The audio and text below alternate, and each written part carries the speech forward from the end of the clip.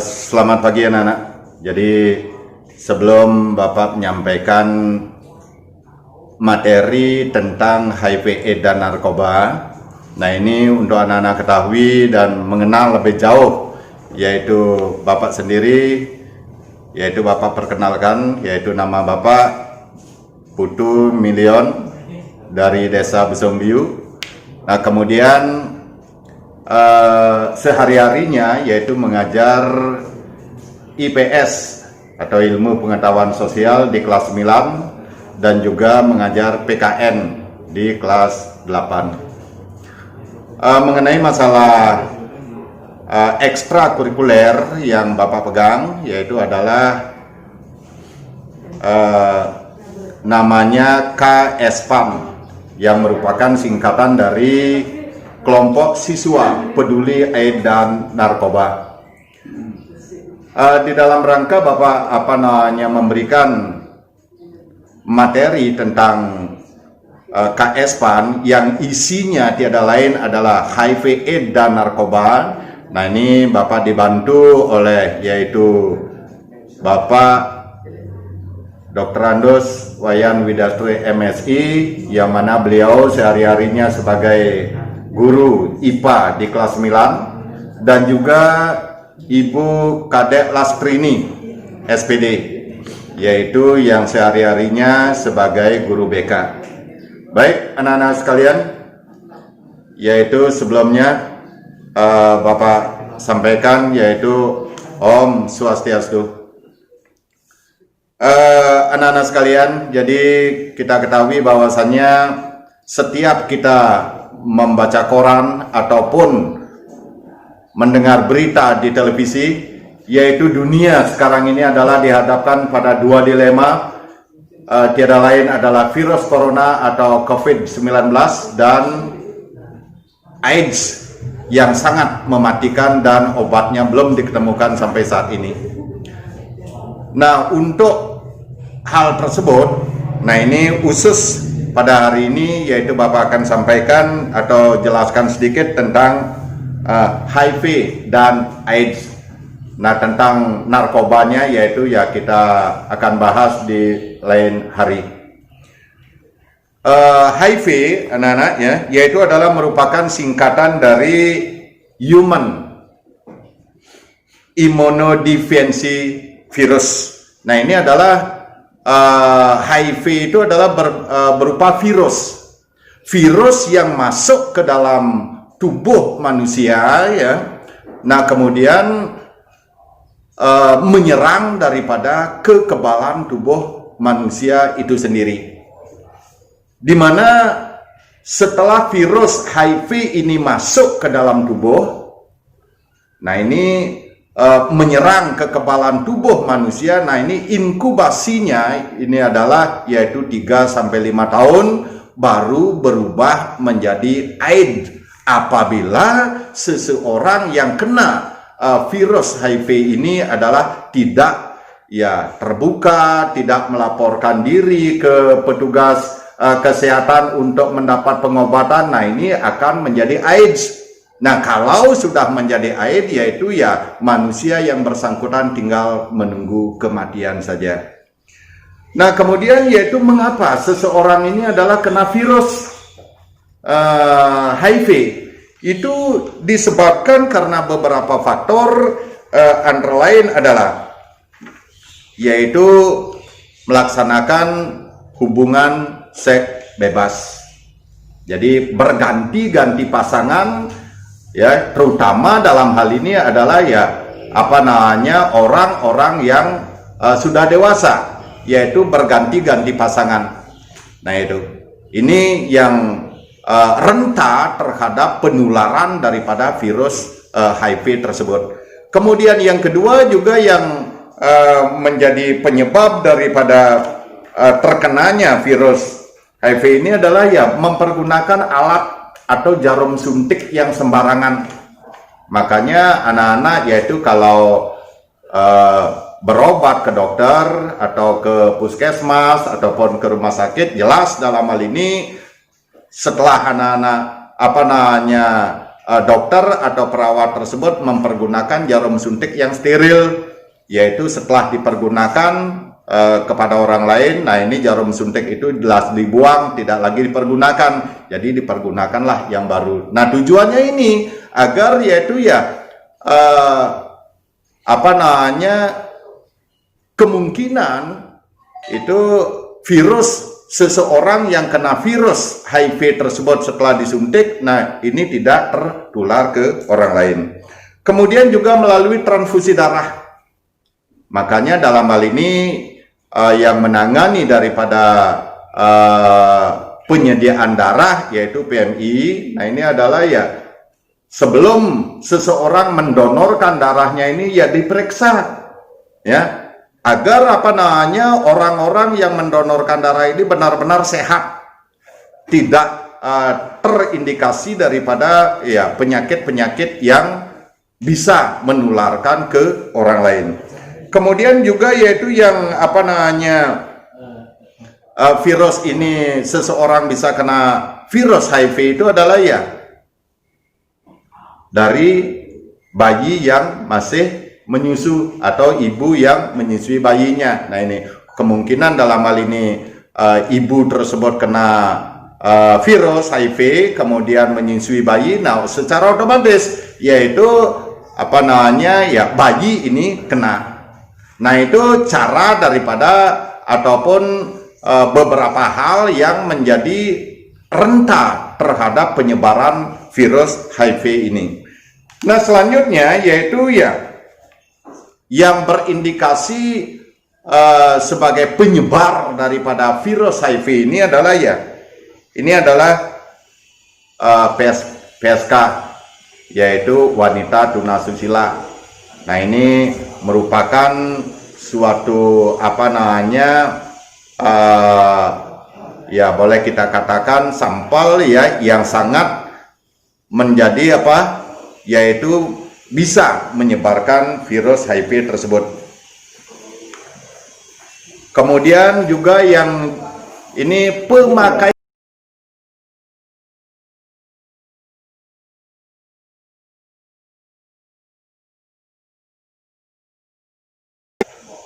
para pecandu daripada narkoba ini acap kali mempergunakan jarum suntik secara bergantian dengan anggota kelompoknya. Nah sehingga dalam hal ini rentan penyebaran daripada virus HIV ini.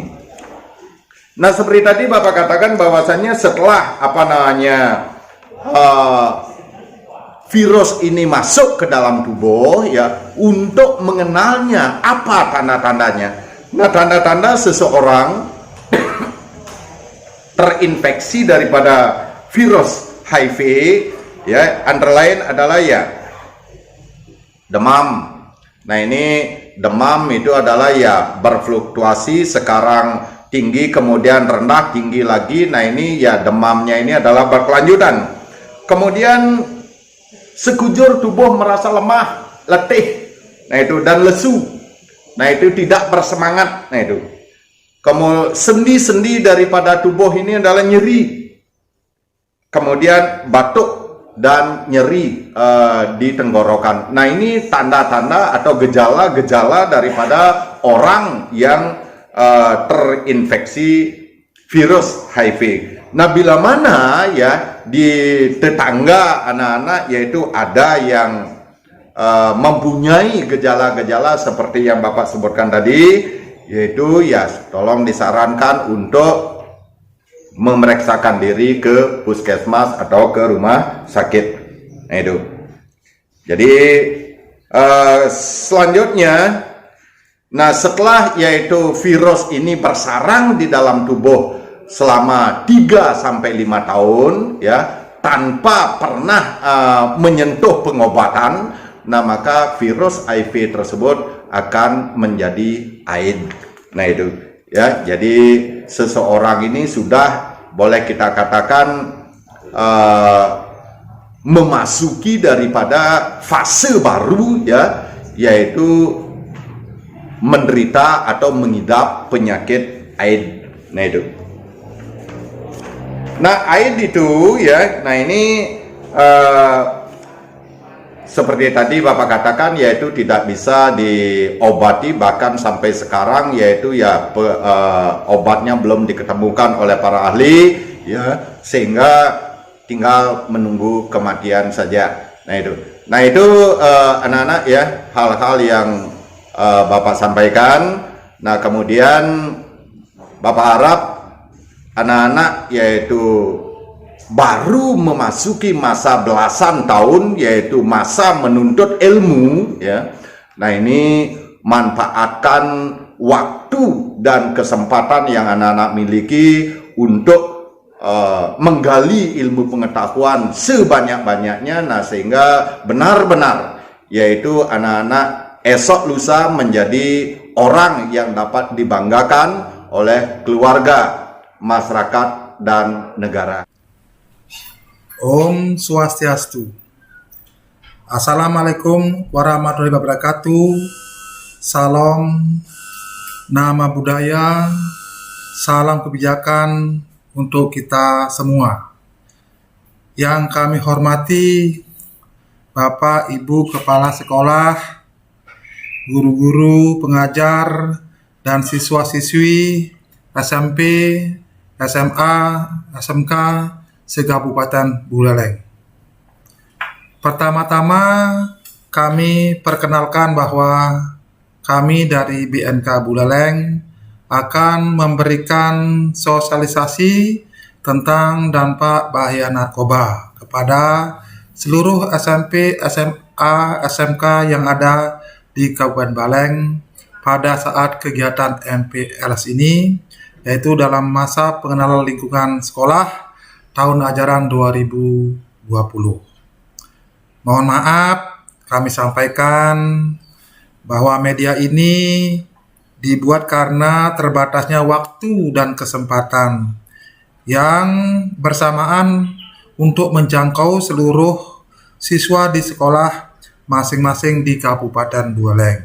Di sisi lain, para siswa harus paham dengan bahaya narkoba dan jangan sampai jadi korban, baik pada diri sendiri maupun keluarga, maupun keluarga. Sehingga dalam surat ini akan diberikan penjelasan tentang hal tersebut dan mohon perhatiannya untuk dipahami. Mengawali sosialisasi ini, kita berbicara masalah sejarah narkoba masuk ke Indonesia. Untuk diketahui bahwa sekitar tahun 2000 sebelum Masehi, di Samaria dikenal sari bunga opium atau kemudian dikenal dengan opium candu. Selanjutnya dalam abad ke-17, masalah candu ini bagi Cina telah menjadi masalah nasional.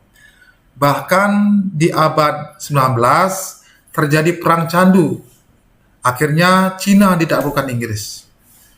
Tahun 1806, seorang dokter dari Westphalia bernama Frederick William Sertuner menemukan modifikasi candu yang dicampur amonia yang kemudian dikenal sebagai morfin. Itu diambil dari nama dewa mimpi Yunani yang bernama Morpheus. Tahun 1856, waktu pecah perang saudara di Amerika Serikat, morfin ini sangat populer dipergunakan untuk penghilang rasa sakit saat luka-luka. Tahun 60-an sampai 70-an, pusat penyebaran candu dunia berada pada daerah Golden Triangle, yaitu Myanmar atau Burma, Thailand atau Muang Thai, dan Laos, dengan produksi 700.000 ton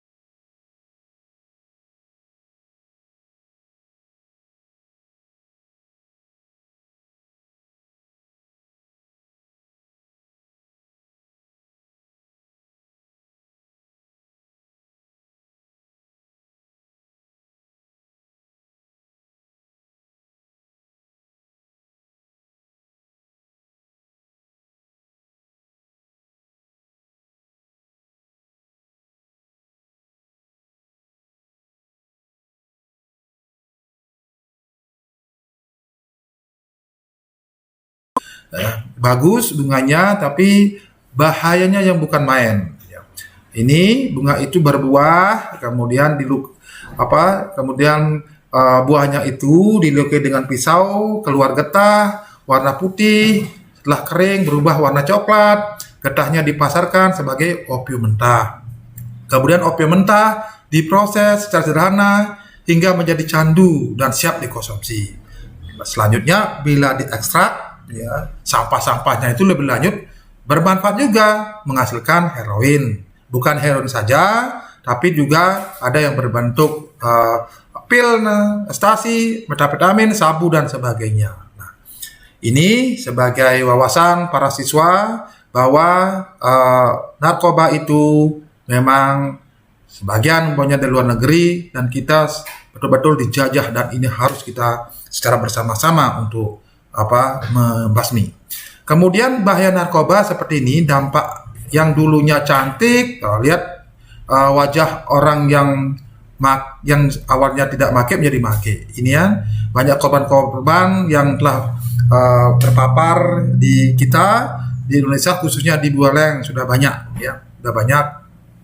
Nah, kemudian dengan demikian mari kita kobarkan, bukan kita berhenti hanya di sana aja. Dengan situasi demikian, mari kita semangat perangi penyalahgunaan narkoba, khususnya di Buleleng, khusus lagi di sekolah-sekolah baik SMP, SMA maupun SMK.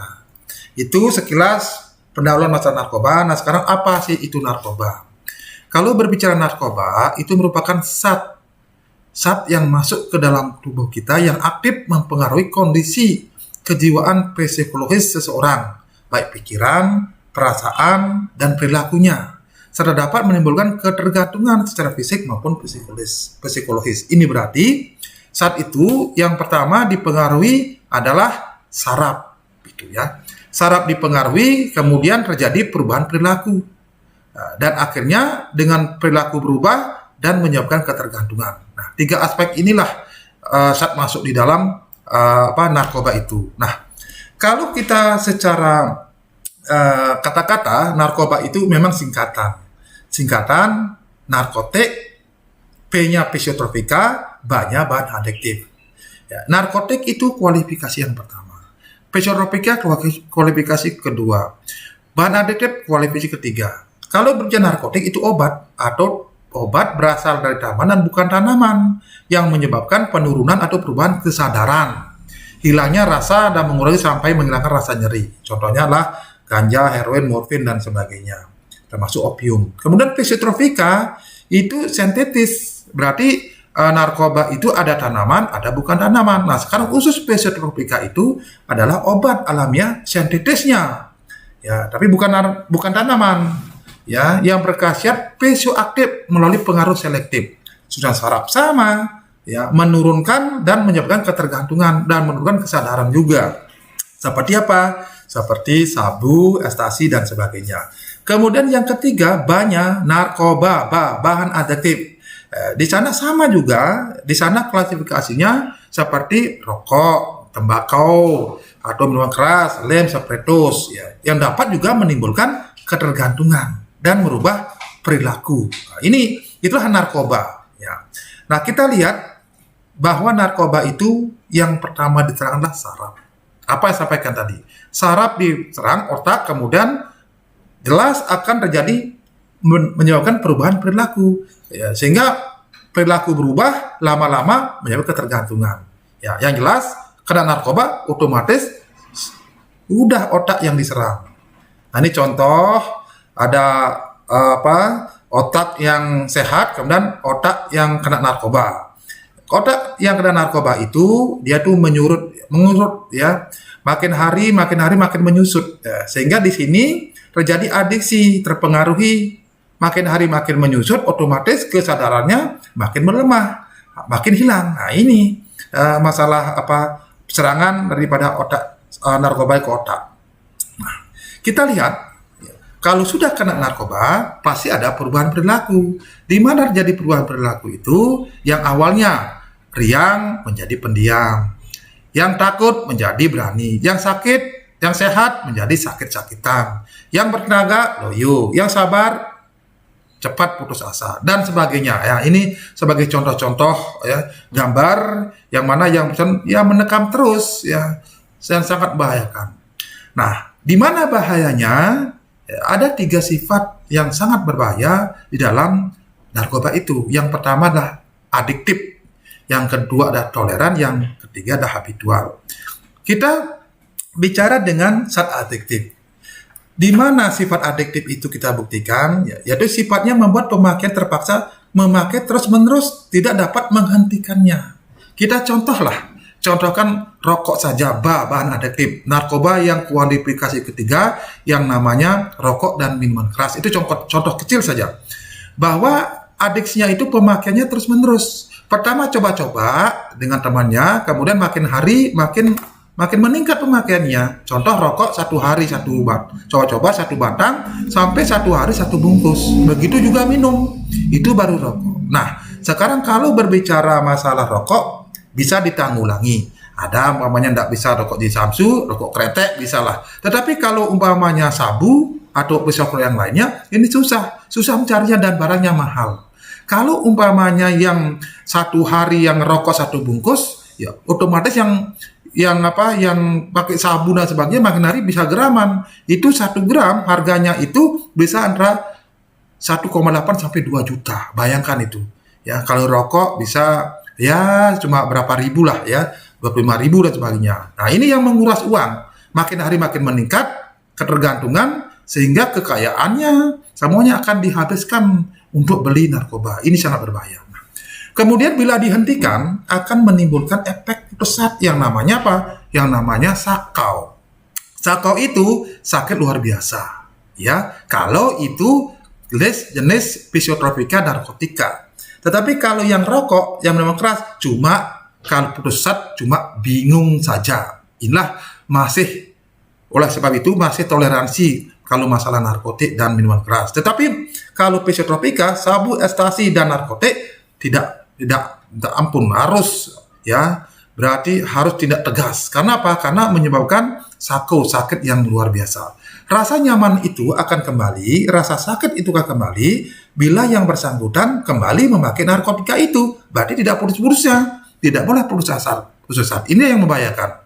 Rasa sakit ini tidak dapat dihilangkan dengan pemberian obat anti sakit apapun kecuali narkotika itu sendiri. Nah, bila mana orang tersebut sudah sakau nih, untuk mengatasi rasa sakitnya memang 2 cara. Satu, harus mengkonsumsi jenis narkotika yang sama dengan membeli dengan berbagai macam cara. Kemudian yang kedua, dengan tidak punya uang, kalau daripada sakit, mengambil jalan pintas, yaitu salah satunya bunuh diri. Itu yang adiksi. Kemudian sifat toleran. Kalau berbicara toleran, itu mengawali dari adiksi. Makin hari makin meningkat, ya. Kemudian setelah makin lama, toleran. Toleran itu membuat tubuh makanya semakin menyesuaikan diri dengan narkotika itu sendiri. Berarti itu semakin menyatu. Kalau sudah menyatu, Tuhannya adalah narkoba. Nah, sifat ini menuntut pemakaiannya itu menggunakan dosis semakin tinggi, makin banyak. Nah, bila dosis tidak dinaikkan, narkotika tidak bereaksi. Bila tidak dinaikkan, tidak bereaksi. Berarti mau kepingin lebih banyak lagi. Yang sebenarnya 0,1 menjadi 0,2, 0,3, sampai pemakaian 1 hari itu 1 gram. 1 gram pemakaiannya 1 hari, harga kalau sabu 2 juta. Nah, seperti itu. Ya. Sehingga membuat pemakainya mengalami sakau kalau tidak memakai itu. Ini yang sangat-sangat berbahaya. Nah, bila kenaikan dosis melebihi kemampuan, toleransi, karena tidak merasakan, karena adiksinya ini, ya, di sini akan mematikan, namanya overdosis. Ya, intensitas sakitnya, overdosis sama dengan sakit pada sakau. Nah, inilah sangat berbahaya. Artinya kalau toleran itu sudah ketergantungan sangat berat. Ibaratnya kalau orang yang sudah ketergantungan sampai toleran yang merokok, di kamar mandi pun dia merokok. Lebih baik dia merokok daripada tidak merokok, tidak dikasih makan. Lebih baik merokok daripada makan. Ibaratnya seperti itu. Itu sudah toleran. Ini sudah menyatu. Ini sama-sama dengan sifat-sifat teroris. Sudah menyatu. Tuhannya lah narkoba. Ya, siapapun susah untuk ngasih tahu. Nah, kemudian yang ketiga namanya habitual. Habitual berarti ingin mencari dan rindu. Dan di mana menyebabkan pemakai itu, pengguna itu sudah sembuh bisa kamu kembali replace. Nah, di BNN 3 hal tugas yang harus dilaksanakan. Yang pertama adalah pencegahan, kedua adalah pemberantasan, yang ketiga rehabilitasi. Yang rehabilitasi adalah orang yang sakit. Orang yang sakit itu adalah orang pengguna-pengguna kita obati. Setelah sembuh akan kambuh lagi, kepingin lagi. Inilah namanya habitual. Sama dengan orang yang merokok. Orang merokok minum. Pada awalnya dia sakit, pada sakit dia bersumpah untuk tidak merokok. Pada saat dia sehat, ketemu temannya, baru ada asap saja sudah kepingin. Nah, kalau tidak itu merasanya dia kurang pas, kepingin lagi. Makanya habitual susah menghilangkan, akan relapse kembali. Makanya perasaan kangen, ya berat ingin memakai kembali itu disebabkan oleh kesan kenikmatannya yang dulu, yang dalam bahasa mereka disebut dengan sugesti, ya ketagihan ya. Kemudian sifat habitual juga mendorong pemakai untuk selalu mencari dan memiliki narkotika seperti ini disebut dengan membutuhkan. Berarti sangat membutuhkan, kebutuhan. Berarti memang itu kebutuhan sekali masalah narkoba. Ini yang sangat-sangat berbahaya. Kenapa? Terkenang dengan bayangan-bayangan yang dulu yang pernah pakai. Justru itulah jangan sampai coba-coba memakai narkoba. Nah, ketiga sifat itu, ketiga sifat narkoba itu akan menjadikan bagaimana sikap kita. Satu, tergila-gila pada narkotika. Lebih baik mencintai narkoba dari diri sendiri atau orang tua atau saudara-saudaranya. Apalagi siapa? Dia itu tidak menghiraukan siapa kecuali narkoba itu sendiri sudah tergila-gila dengan narkotika. Itu yang pertama. Kemudian tidak dapat melepaskan diri dari narkotika. Sebab apa? Sebab kalau lepas penderitaan yang luar biasa namanya sakau itu susah. Harus memakai kembali. Ya, ini yang akan menguras kekayaan kita. Dosisnya akan terus bertambah. Ini adiksinya ini makin hari makin meningkat sampai melampaui batas, dia itu akan sakit namanya OD, overdosis pemakaiannya. Makanya sering para siswa ketahuan di TV itu mati di hotel karena pemakaiannya di luar batas. Namanya overdosis, meninggal di kamar bagi yang sudah punya uang banyak gitu ya. Kemudian mengalami perubahan sikap ya, menjadi eksklusif, egois, sombong, ya, asosial, jahat dan sebagainya. Mengalami kerusakan organ baik hati, paru, ginjal, otak dan sebagainya. Jadinya orang yang kena narkoba hanya waktu saja. Pada saat diproses hukum, kalau dia ketahuan, pada saat barangnya habis, kekayaannya terjual, pada saat dia meninggal. Kenapa? Karena sakit. Kenapa? Kena narkoba. Nah, justru itu jangan sampai coba-coba para siswa kena narkoba. Kemudian yang selanjutnya terjangkit penyakit maut, HIV. Kenapa?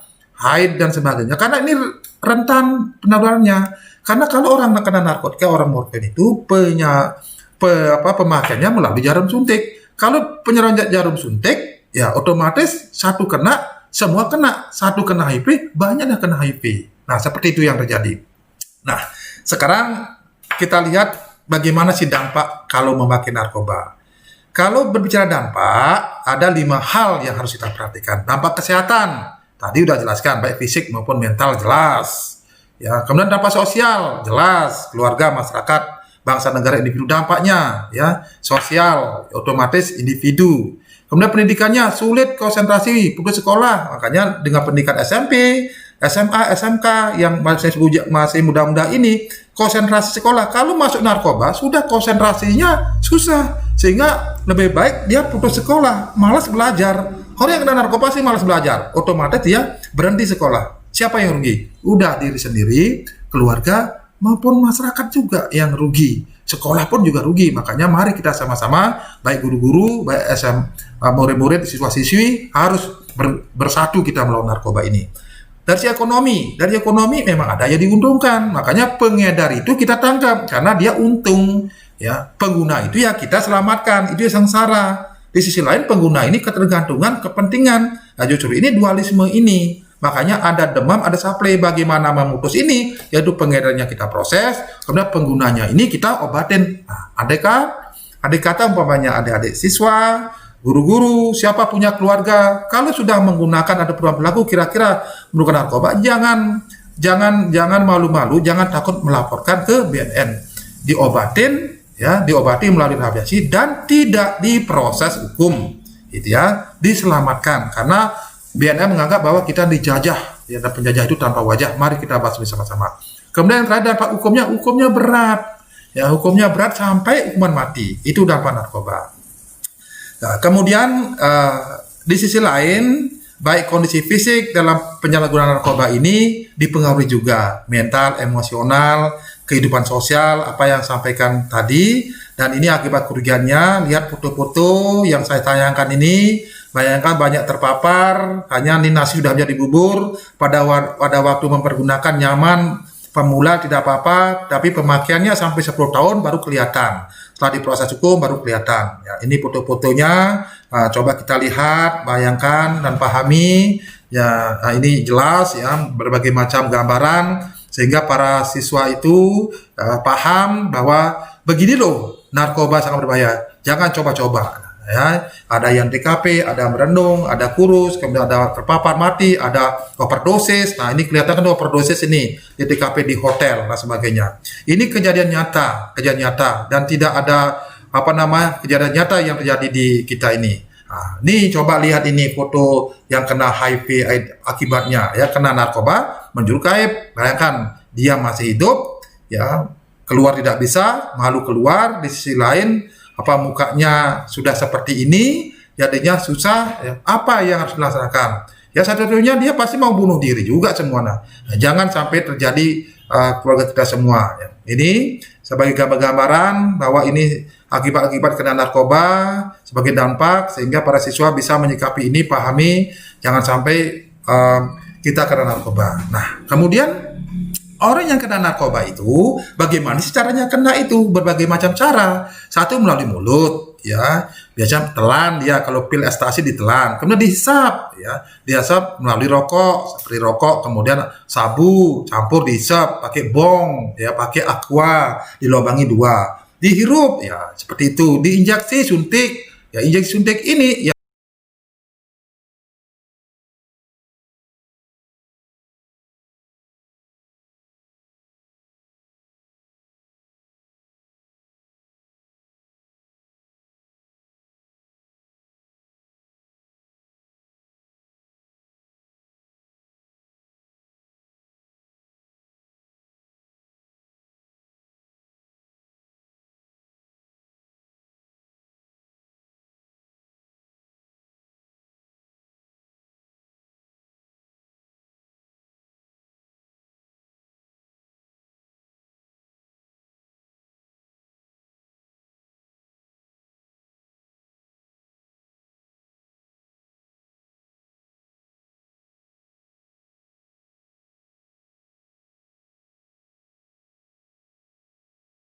Kurangnya disiplin. Nah, ini perlu adanya tanggung jawab keluarga itu sendiri.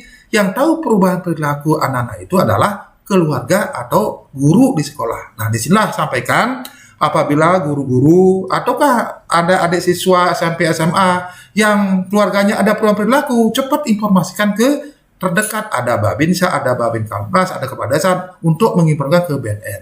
Kemudian lingkungan, tidak salah pentingnya lingkungan. Karena lingkungan ini sangat mempengaruhi. Manusia itu makhluk sosial. Kalau lingkungannya rentan kena narkoba, udah otomatis dikitnya itu dipengaruhi kena narkoba. Kemudian faktor pendidikan, ini penting juga. Makanya dalam kesempatan inilah saya sempatkan kepada adik-adik SMP, siswa SMA, SMK semuanya, untuk diberikan pemahaman tentang bahaya narkoba seperti ini. Supaya dari segi pendidikan, biar lebih awal waspada. Oh, jangan coba-coba bahwa narkoba itu sangat berbahaya. Kemudian faktor komunitas sosial, kemudian faktor polisi yang rentan, ya remaja-remaja yang ada lingkungannya minum, ada lingkungan yang lingkungan minum di sekitarnya, mau mabukan. Ini sangat rentan karena itu ambang masuk kena narkoba, ya. Nah, sekarang bagaimana sih penyebab seorang sehingga dia mempergunakan narkoba? Ya, pertama adalah faktor individu. Faktor individu internal dia itu adalah coba pakai, gengsi itu. Kemudian 2, bersenang-senang. Namanya narkoba membuat orang senang. Orang yang kena stres jadinya obat stres supaya dia menghilangkan permasalahan itu. Bersenang-senang dia. Sebagai alat untuk menyelesaikan persoalan. Janganlah menyelesaikan persoalan dengan narkoba. Kemudian mengikuti tren perkembangan masa kini. Ya sedikit-sedikit kehilangan zaman. Oh, sedikit zamannya narkoba, ayo masa. Padahal coba-coba membahayakan. Disinilah perlu iming-imingan orang lain labil. Siapa yang kena? Anak-anak muda kita, terutama SMP, SMA. Ini sangat riskan sekali. Makanya kesempatan inilah kami sampaikan dengan gamblang kepada adik-adik semuanya. Agar diterima dalam satu grup teman. Ini ya, agar diterima dalam satu grup. Kalau nggak diterima satu teman, dia nggak mau kalau umpamanya temannya pas orang mabuk, kena teman-temannya pas trek-trekan, ya supaya apa? Ya pergaulan lagi. Ya, dan pengertian salah bahwa sekali pakai tidak bermasalah itu salah. Ya sekali coba akan ingat kembali pada sikap habitual. Itu faktor individu. Kemudian ada faktor lingkungan. Ya kesempatan, ada diskotik, ya kesempatan atau situasi seperti diskotik, ada bar, tempat hiburan malam. Kemudian ajakan iming-imingan teman-temannya yang ya kena mabukan, bisa masuk ke sana. Yang kena narkoba, tempat kerja yang membosankan. Ya. Itu beberapa penyebab seorang sebagai penyalahguna. Dan banyak penyebab lain yang nanti saya tidak bisa sebutkan satu persatu. Nah, kemudian yang mana potensi kerawanan narkoba setelah kita kaji? Yang pertama adalah sudah mulai merokok pada usia dini. Kenapa ini merupakan ambang pintu masuk narkoba? Karena saat adiksinya ini makin hari SMP 3 tahun merokok, SMA merokok, 6 tahun merokok. Sehingga rasa rokoknya dia tidak rasakan. Makanya sifat adiksinya makin hari makin meningkat. Timbullah sifat toleran menyatu. Nah, kalau sudah menyatu itu tidak rasakan sebagai rokok, nambah lagi, campur apa supaya lebih pip lagi, lebih terasa lagi campur dengan ganja. Ya, umpamanya sama sabu dan itu sebagainya ya. Kemudian kehidupan keluarga yang kurang religius ya, kemudian ketakuannya kurang harmonis di keluarganya, ada broken home. Ya ini kenapa hanya keluarganya yang bisa menjadi mediator. Kalau banyak keluarganya bapaknya ke kiri, ibunya ke kanan, jadinya kemana anak-anak untuk pasti orang lain. Pas orang lain kena narkoba, udah kena terjerat narkoba. Justru itulah ini peran keluarga sangat penting sekali. Kemudian sifat mudah kecewa. Nah, anak-anak sekarang ini, terutama orang yang masih labil, SMP, SMA, SMK itu cepat sekali mudah kecewa. Nah, dengan mudah kecewa itu untuk menghilangkan kecewa itu dia memakai seperti itu. Ini yang keliru. Jangan menjakan masalah melalui narkoba. Ada rendah hati, suka mencari sensasi. Ya, sensasi itu padahal itu berbahaya, supaya dia dikatakan lebih eager dan sebagai lebih bersensasi dengan teman-temannya, makanya seperti itu. Keterbelakangan mental, prestasi kerja, kemudian misalnya orang yang suka megadang supaya kuat megadang karena punya kesibukan, sehingga pakai doping lah, seperti hal yang tidak inginkan, barang-barang yang terlarang itu kerawanan buat kena narkoba. Nah, sekarang dengan situasi begitu, bagaimana? Siapa yang menanggulangi? Bukan BNN saja. BNN itu kecil, hanya mediator saja. Rawan narkoba itu besar. Ini lihat merah nih ya, putranya merah. Digilas lah BNN kalau umpamanya, karena sudah ada narkoba. Mari kita bersama-sama. Siapa bersama-sama itu? Bersama-sama itu ada tokoh masyarakat, ada tokoh agama, ada tokoh adat, terutama ada instansi baik pemerintah maupun non-pemerintah, terutama lembaga pendidikan. Nah, di sini sekolah dari SD, SMP, SMK, SMA, perguruan tinggi itu secara bersama-sama. Kalau kita gabung sama BNN, saya rasa yakin ya peredaran narkoba akan eliminasi, artinya akan berkurang. Justru itu harus bergabung sama-sama ya.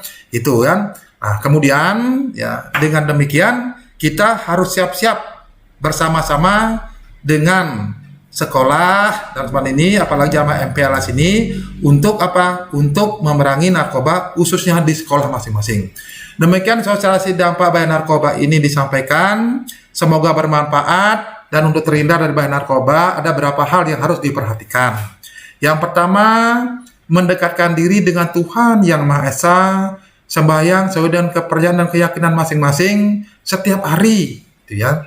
Itu pertama, ya. Coba kita lakukan seperti itu. Kemudian kedua, didekatkan diri dengan orang tua maupun guru-guru kelas di sekolah yang mengajar, ya, dan belajar dan ikuti kegiatan ekstrakurikuler dengan baik. Apa menjadi amanah kurikulum yang ada di sekolah masing-masing. Itu perhatikan.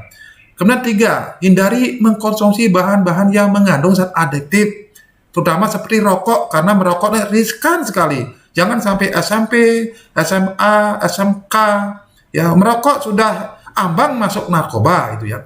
Kemudian karena itu merupakan angkatan narkoba, ya jangan kita lakukan seperti itu. Itu nomor 3. Keempat, terbuka dan berterus terang kepada orang tua ataupun guru-guru kelasnya atau walinya. apabila menghadapi masalah. Jangan berterus terang kepada orang-orang yang tidak tahu. Kalau orang-orang yang kita kasih tahu orang yang bermasalah, kenalah narkoba. Nah ini ya, makanya orang tua, guru-guru kalian yang ada di SMP, SMA itu yang terbaik. Apabila ada masalah, laporkan. Ya, selesaikan dengan masalah. Jangan menyelesaikan masalah dengan mengkonsumsi narkoba, itu keliru. Ya, ada orang tua, ada guru itu, ada guru rupake, kan, ada guru wisese, ada guru swadhyaya dan sebagainya. Itu ya, kalau umat agama Hindu seperti itu ya. Waspadalah dalam pergaulan dan jalan hidup, berkreativitas dengan wajar. Ingat kreativitas kita. Cari pergaulan yang aman. Ya, lihat-lihat samping kiri, kalau umpamanya ada peminum sebagainya, sudahlah. Ya, kita bagaimana caranya menghindari seperti itu. Jangan terpaut karena masih labil dalam umur-umur SMP, SMK ini. Isi waktu luang dengan kegiatan yang positif, ya. Bentuk kreatif sendiri. Jangan sekali mencoba narkoba dengan kadar berapapun. Sekali coba tak ketagihan. Ingat itu. Dan tetap katakan dan gelorakan tidak pada narkoba. Itu ada 10 hal ini aja yang kalau para siswa cermati kemudian dilaksanakan, saya yakin, niscaya dan percaya kita akan terhindar dengan narkoba. Ya. Sekian dan mohon maaf bila dalam penyajian ini ada kesalahan, kekeliruan, ya, dan kami akhiri dengan para mesanti. Om Santi Santi Santi Om. Assalamualaikum warahmatullahi wabarakatuh. Salam, nama budaya dan salam sejahtera.